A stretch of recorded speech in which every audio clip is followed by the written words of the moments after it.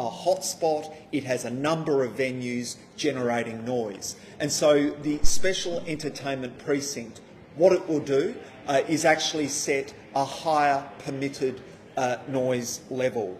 Currently it is 54 decibels, and this will actually in the core go up to 90 decibels. That is a significant jump in the noise levels being permitted from live music venues. What this also means, we'll have the core at 90 decibels and then the outer core at 79 decibels. Now, this is the equivalent of the Fortitude Valley model, which is in Brisbane. And if you're aware, the Fortitude Valley model is upheld as a premier model for providing protection to live music venues. What this means, it will provide greater certainty, greater clarity for our live music venues in Northbridge. But there is a balance. And what it also means is that within the core, at 90 decibels, no more residential development will be permitted. And the reason for this is that once you reach beyond 79 decibels, the advice is clear that there is no action that can be taken to address noise beyond 79. So we'll still allow student accommodation, we'll still allow hotels, shorter term uses, but residential construction will no longer be permitted within this core.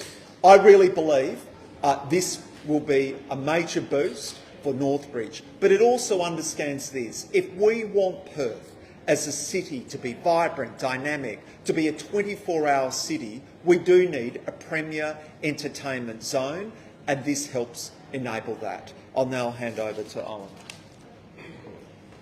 Hi everyone, Owen Whittle, the Chief Executive Officer of West Australian Music, or WAM.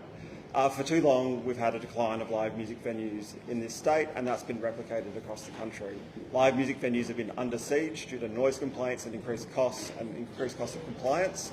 Particularly we've seen venues have to invest hundreds of thousands of dollars in soundproofing their venues due to noise complaints.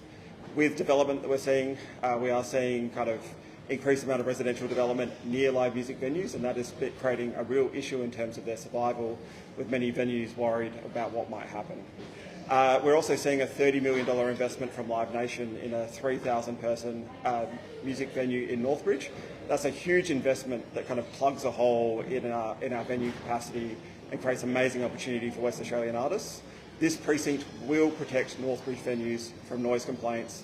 It will mean that new venues who start up will not have to find hundreds and hundreds of thousands of dollars of capital to do noise attenuation and soundproofing.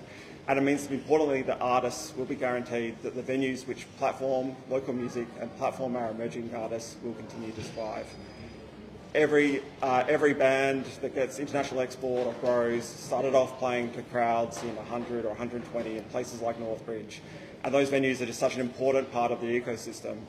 So WAM acknowledges the significant effort that's gone to get this precinct up, and we are very happy to see that it will protect live music venues and that artists and bands will continue to be able to perform to the WA public without the fear of noise complaints shutting those venues down.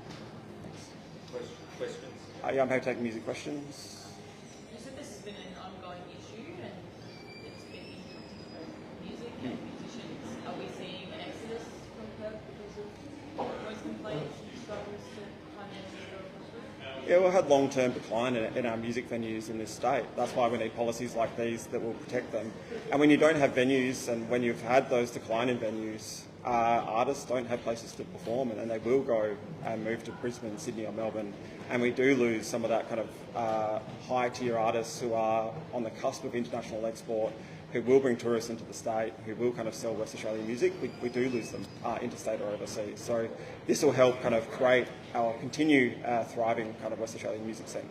Is Northbridge here from now, or is it a progress will take some time? Yeah, I think the Minister will be able to talk about those details in terms of the legislative part of it. Is Northbridge the best spot? Well, like Northbridge is like an iconic music hub. You know, we've had venues platforming local music here for generations. it makes sense that this is where we can kind of create that precinct and create a place for those venues to thrive. How does it work now with the decibels? Is it 54 inside the venue or outside? Generally, the noise measurements at the moment are taken from the outside of the closest residents to the venue. And as you see those kind of developments get closer and closer and closer, that's really started to put those music venues at risk. So being able to do kind of 90 at the outside of the venue is a significant jump for those venues and will help protect them. I'm just a bit confused about the 1979. So is 90 inside